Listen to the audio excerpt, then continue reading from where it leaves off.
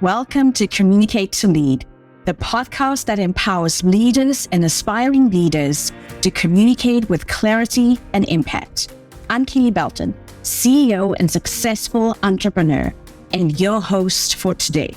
I'm here to equip you with all the essential tools and strategies to master effective communication and lead your team to success. As the founder and CEO of The Tailored Approach, my goal is to empower you to be the best leader you can be. So sit back, relax, and join me in today's episode as we dive into the art of communicating like a true leader.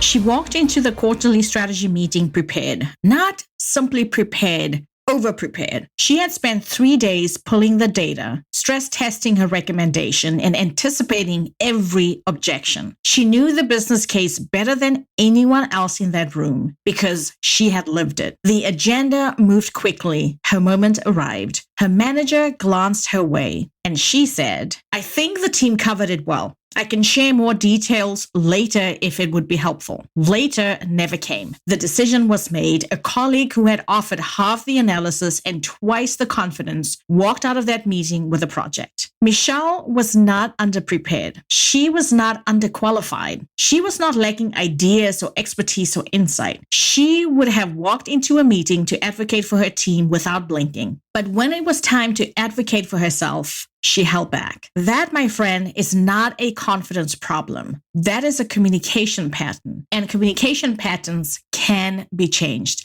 That is exactly what we are doing today. Welcome back to Communicate to Lead. I'm your host, Kele Belton, communication and leadership facilitator, coach, and consultant. This is the podcast where high-performing women in leadership learn to communicate with clarity, authority, and intention so that your work, your voice, and your vision get the recognition they deserve. If you are new here, welcome. I'm glad you found the show. And if you have been listening to this series, thank you for staying with me all the way through. This April, we have been building something together. Part 1 was about perfectionism, the internal pattern that keeps women leaders from showing up fully because they are waiting for everything to be exactly just right. Part 2 last week was about unsupportive work environments and what they do to a leader over time. And I gave you the anchor method, ANCHOR method, for assessing and responding to those environments without losing yourself in the process.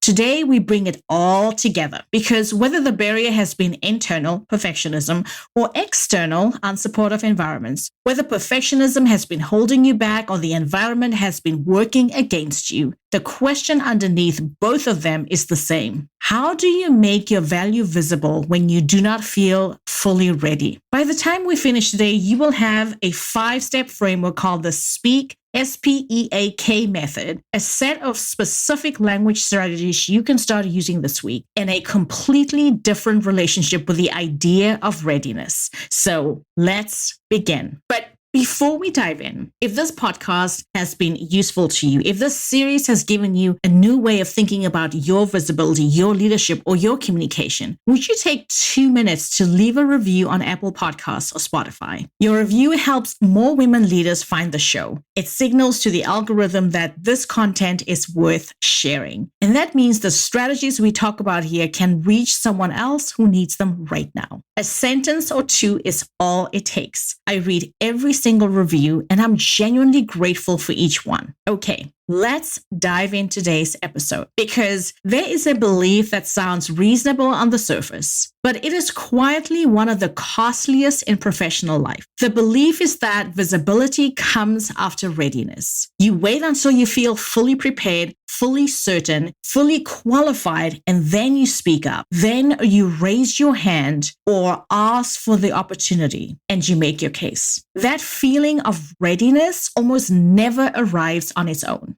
Especially for women leaders who have been operating in environments that have questioned their judgment, raised the bar without notice, or rewarded performance while overlooking potential. When the environment keeps shifting the definition of ready, waiting for that feeling is not a strategy. It is a holding pattern. Readiness is not a feeling. It is a decision followed by skill. I'll say that again. Readiness is not a feeling, my friend. It is a decision followed by skill. The decision is to act before certainty arrives. The skill is knowing how to communicate in a way that makes your value visible, clearly, confidently, and strategically, even when conditions are not perfect. And as we both know, that is most often the case. Understanding that you do not need to wait is one thing. Knowing exactly what to say when you are done waiting is something entirely different. And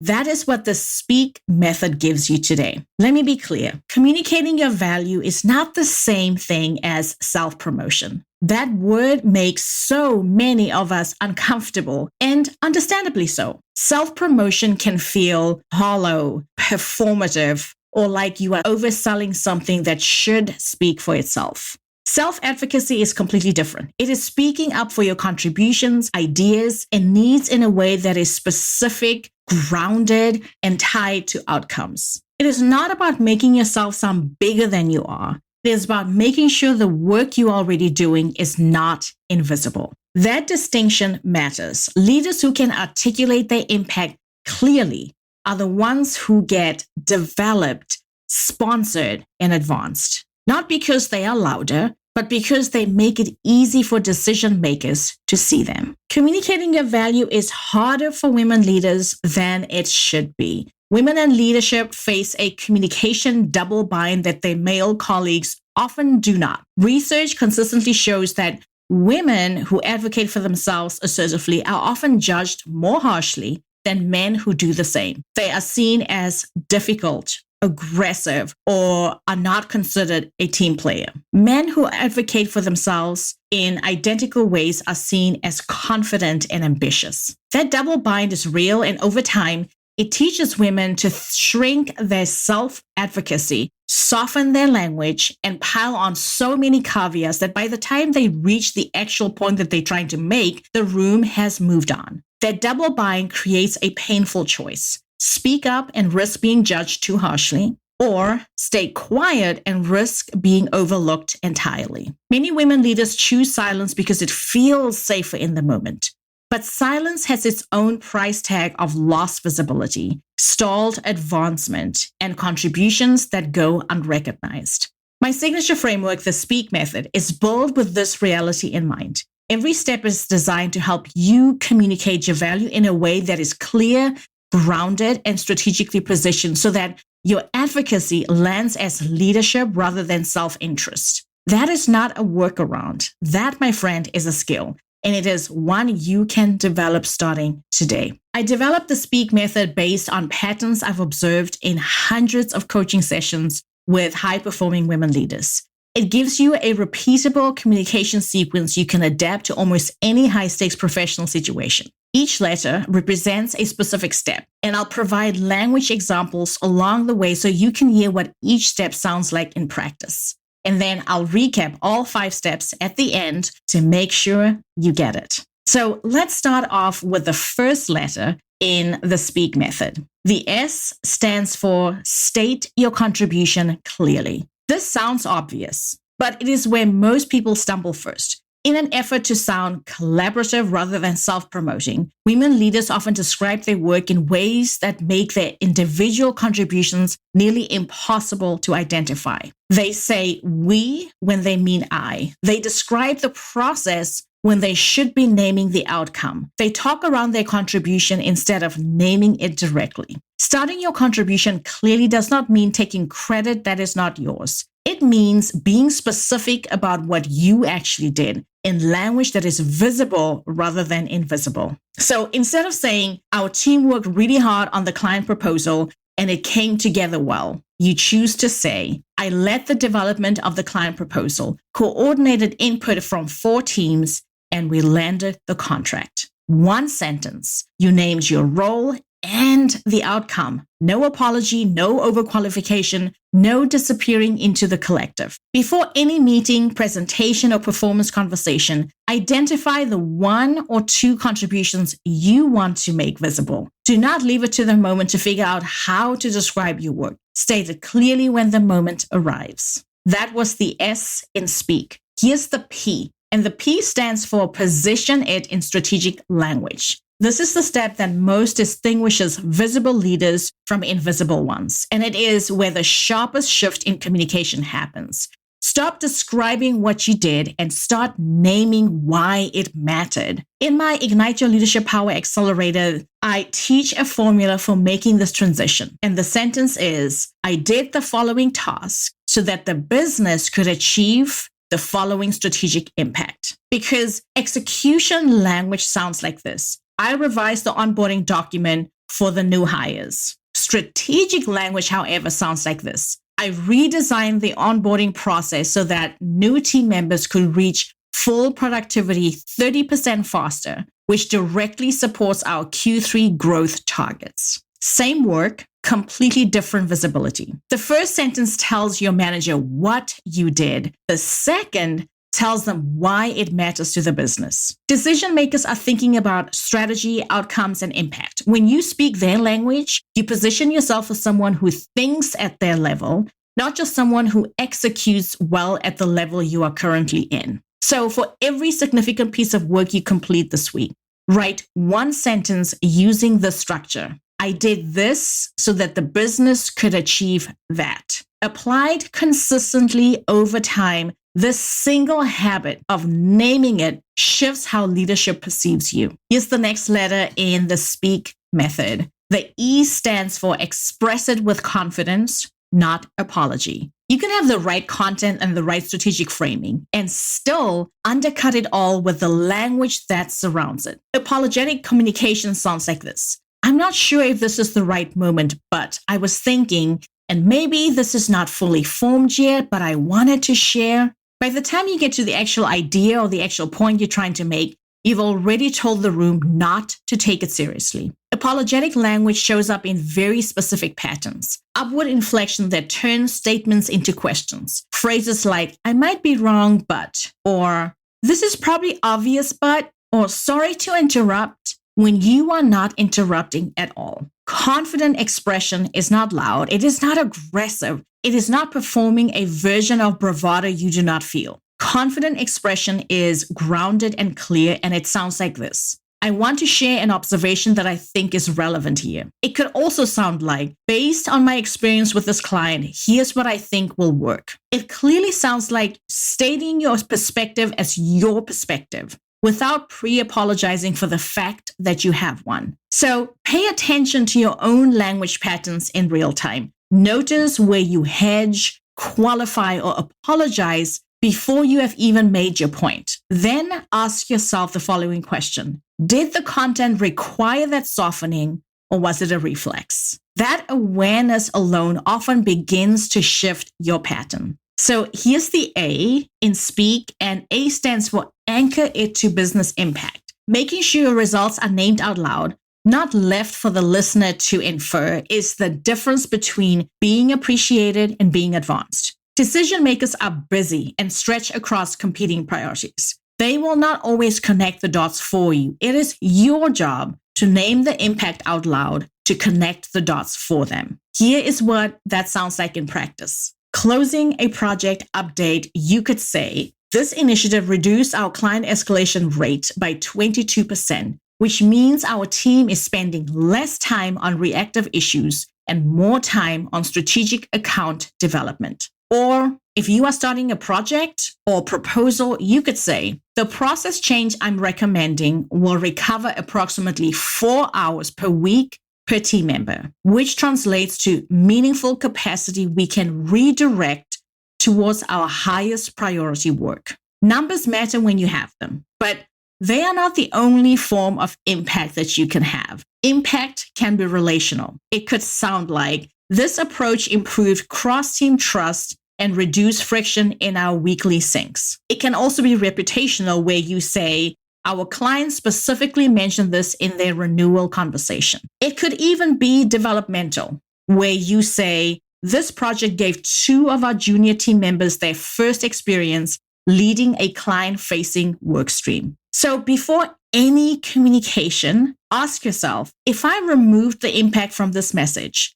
does it still sound like leadership? If the answer is no, the impact needs to be in the message. And then here's the final step, the K. And the K in Speak stands for keep the conversation going with a specific ask. This is the step most women leaders either skip entirely or execute too vaguely. And it is often the step that determines whether a strong piece of self-advocacy leads somewhere or simply ends the conversation. The ask doesn't have to be large. In many cases, it is something much smaller than a promotion request. It could be a follow-up conversation, an introduction, a seat at a particular table, or explicit acknowledgement that you are ready for a specific type of opportunity. Often vague asks sound like this: I would love to grow into more strategic work. That sentence gives the other person nothing to act on. They don't know what you're interested in. They may agree with you, and then the conversation ends there, and you get nothing out of that. So instead, you want to be specific in your ask,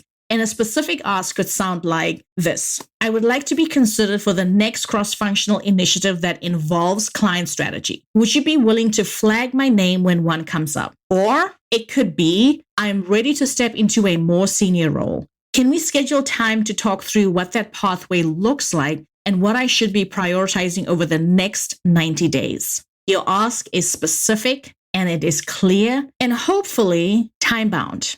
Because a specific ask does 3 things at once. It demonstrates strategic thinking because you have already identified what you want and why. It makes it easy for the other person to say yes because you have told them exactly what yes looks like. And finally, it signals that you are not waiting to be discovered. You are actively managing your own advancement. That signal, communicated consistently and professionally, changes how decision makers think about you. It moves you from someone they appreciate to someone they are willing to invest in. To recap the Speak framework, here it is again. So the S stands for state your contribution clearly. P, position it in strategic language. E, express it with confidence, not apology. A, anchor it to business impact. And finally, the K, keep the conversation going with a specific ask. 5 steps, 1 method, and it builds to take you from doing excellent invisible work to being seen, heard, and recognized as the leader you already are. So if that wasn't clear, I recommend you go back and listen to the entire method again, because there's so much that you can start applying today.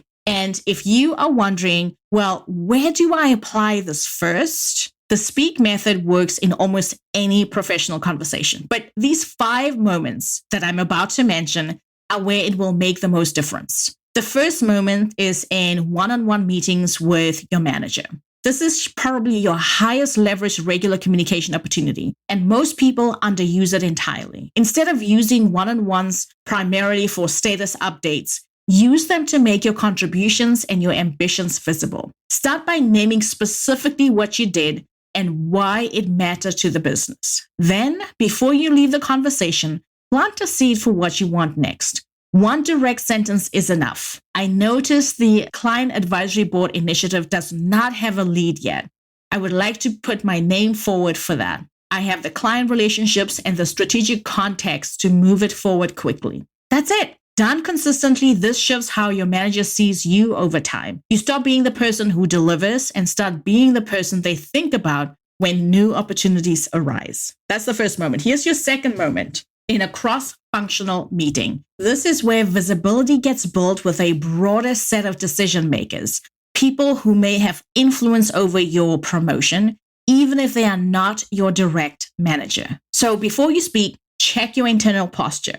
Are you about to qualify your point before you even make it? Start with perspective clearly and confidently instead. When you share a contribution, Make sure it is attributed to you specifically, not the team in general. And when you close your point, connect it to a business outcome. One well-made, clearly attributed, impact-focused contribution per meeting does more for your visibility than 10 tentative comments. Moment 3 is when you are being considered for a stretch opportunity. This is the moment many women leaders leave entirely to chance, trusting that their track record and their work will speak for itself. And it rarely speaks loudly enough on its own. When the moment arrives, connect your past experiences directly to what this opportunity requires. Do not describe everything you have done. Instead, describe the most relevant thing you have done and translate it into the language of what this role or project demands. Then express your readiness directly without overqualifying or hedging, and close with a specific ask, either the opportunity itself or clarity on what the decision process looks like and when it will be made. That is moment 3. Here's moment 4, when you are asking for a promotion or raise. This conversation requires outcomes and impact, not effort and tenure. How long you have been in a role or how hard you have been working, those are not good enough arguments. The business results you have driven are the argument that you want to share.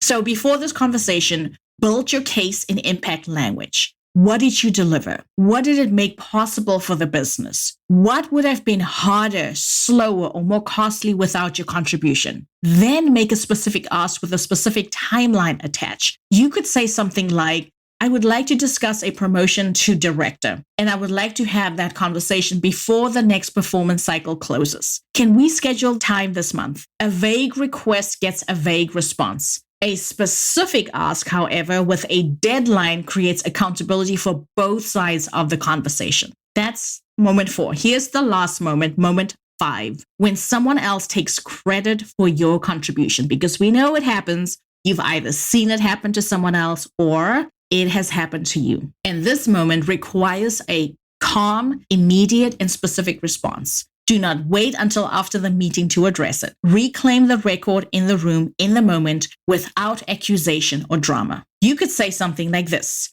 I want to add some context to that. That approach came out of the analysis I ran last month on our top performing accounts. I am glad it resonated, and I'm happy to walk through the full methodology if it would be useful. That one response does everything it needs to. It corrects the record. It demonstrates ownership of the work. It signals that you are paying attention, and it does all of that without making the moment combative. It's not about arguing or getting into a fight. It's simply stating what is true. That is the speak method working at its best. So here is your invitation. Identify one moment in the next 7 days where you would normally stay quiet, undersell your work, or wait to be asked. One meeting, one conversation, one email, or one performance discussion. Apply the first 2 steps of the speak method to that moment. State your contributions clearly and position it in strategic language. Those 2 steps alone will shift how you show up in that interaction. You are not trying to master the entire 5-step method in 1 week. You are testing what happens when you stop waiting and start speaking. Pay attention to how the room responds. Pay attention to how you feel in the moment. That data belongs to you, and it is more valuable than any advice that I can give you because it is yours. And once you have that, then you are ready to move forward with the next step of the speak method. Okay, my friend, this April, we covered a lot of ground together. In part 1, we named perfectionism for what it is, not high standards, but fear of being seen getting it wrong. We talked about the PACE method that gave you a way to interrupt that pattern and start contributing before conditions are perfect. In part 2, we looked at how unsupportive work environments affect women leaders over time. The anchor method gave you a way to assess what is actually happening and respond to it strategically without losing yourself in the process. And today we brought it all together because whether the barrier has been internal or external, The bridge between where you are and where you are going is always communication. The speak method is that bridge. You are not waiting for the right moment or the right feeling of readiness. You have a method, specific language, and the understanding that visibility is not something that happens to you when you have done enough. It is something you create by speaking up strategically and consistently, starting now. Thank you for being here for the entire series. I am genuinely proud of the work we did together across these 3 episodes, and I hope you carry it with you into the rooms where it matters most. If this series has opened something up for you, whether it is the perfectionism conversation, the environment piece, or today's communication method, the next step is a complementary leadership strategy. These calls are for high-performing women who are ready to move from invisible to visible in their careers. In 30 minutes,